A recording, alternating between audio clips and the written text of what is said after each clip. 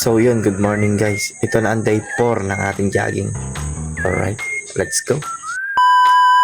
Yo, what's up mga kalalabs? Hi, ako si Ron, isang vendor dito sa Kalapan.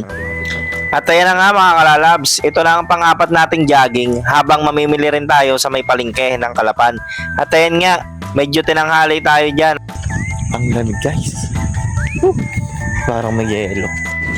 Sobrang lamig pala ngayong umaga. Pero nung mga nakarang araw naman ay hindi naman ganun kalamig. Ewan ko rin lang ba kung bakit ngayon ay malamig. Siguro dahil nga ayan medyo mahamog.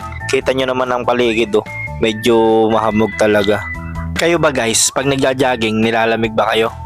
Or nagdadala ba kayo ng jacket? So yan, good morning guys. Andito na tayo sa may Camille Mill, sa may tapat ng Barangay Hall. Alright, day 4 na. Inumaga tayo guys ngayon na. Medyo tinanghali tayo ng gising. Pero okay lang din. Abot pa rin naman sa ating pamimili.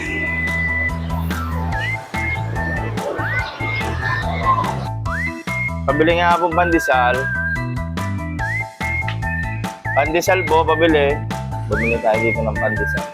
Bumili tayo dito guys ng pandesal. Para meron tayong almusal. Alright. So ito na yun oh. Kain tayo guys. Kain-kain habang nagja-jogging-jogging. Pandesal sa umaga.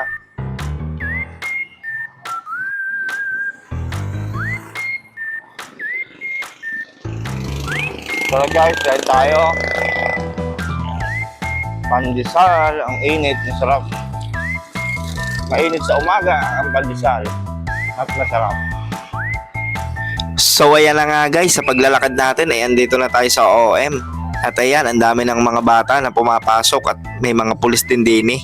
Ayos, safe na safe talaga ang Calapan City dahil tayo may mga mabubutihing pulis din eh na nagbabantay sa mga bata.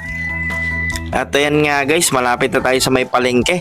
Andito na tayo sa may tapat ng bilyaran dati, kung may bilyaran pa ba yan. At yan na nga, nakarating na tayo dito sa may palengke. Ang napakalaking palengke dito sa pamilihan bayan ng lungsod ng Kalapan. At papasok na tayo diyan sa may loob ng palengke para tayo makapamili na ng ating mga paninda na gagamitin natin. At kukuha na rin ako dyan ng marshmallow na ating gagamitin sa ating panindang scramble.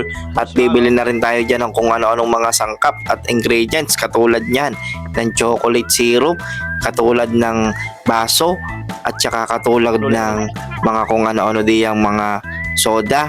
At meron din tayo ditong asukal na gagamitin. At ayan, nakapamili na nga tayo.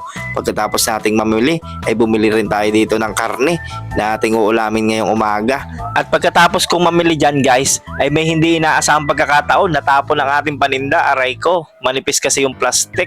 Grabe. So guys, natapon pa yung isa.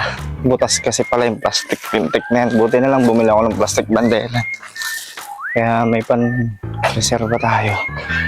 Aray ko. Agang-aga, buenas. Pagkaga naman nga sineswerte, agang-aga. Buti na lang bumili ako ng bandela na yan. May pamalit tayo.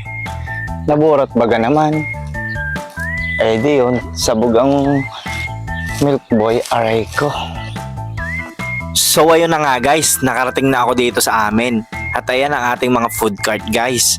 Sa hindi namang inaasahang pagkakataon, ay may nangyari na namang hindi maganda. Talagang hindi tutubo ang kabuti ng hindi iisa. Ayan nga at nasira ang ating gawaan ng cotton candy. Aray ko.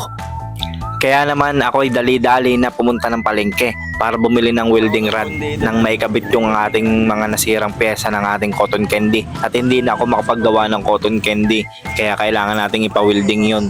Alright, kaya lang hindi rin inaasahang pagkakataon ay naipa-welding nga natin, kaya lang ay lalong nasira guys. Aray ko, dahil yung pag-welding niya ay tumagos hanggang dun sa ilalim kasi yan ay nasira. Ay ang problema niyan ay hindi niya alam na manipis pala yun, kaya yun tumagos yung weldingan. Kaya yun, another stress, another day, aray ko. Kaya hanggang dito na lang guys ang ating video. Maraming salamat sa lahat ng mga nanood at sumama. Please like, follow, and share para tuloy-tuloy ang ating mga pag-upload. Ayun o, kita nyo guys oh, butas na butas. Aray ko, talaga naman. Ayan, pinukpok ni kuya hanggang sa masira na. Aray!